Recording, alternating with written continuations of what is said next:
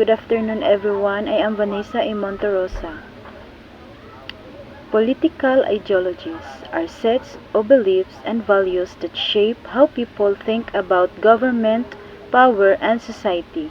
They offer a framework for understanding political issues and guide individuals' political actions and preferences.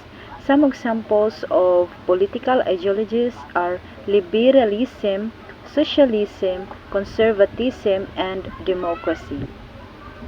Liberalism is a political and moral philosophy based on the rights of individual liberty, limited government intervention, and free markets.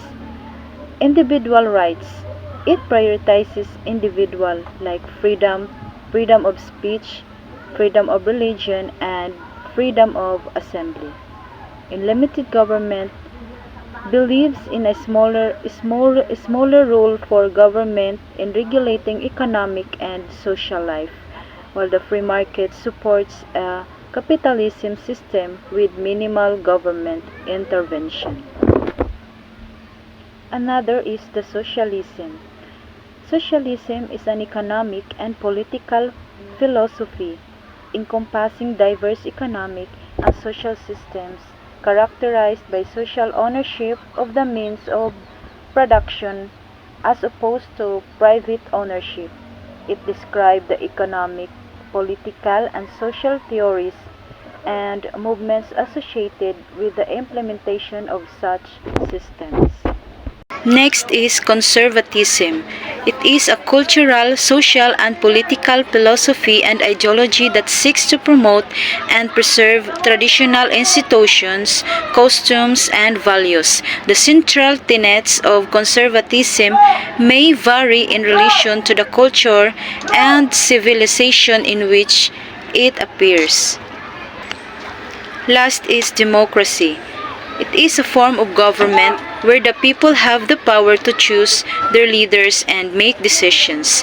The word democracy comes from the Greek words. Demos means people, kratos means power.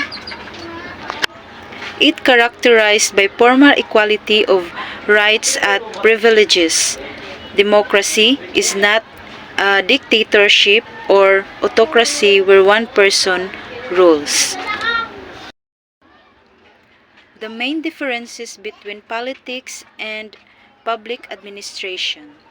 Politics refers to the activities, action, and policies to influence the government, the process by which decisions are made for society, including the formulation and implementation of laws and policies, while public administration is the implementation of government policies and the management of public programs.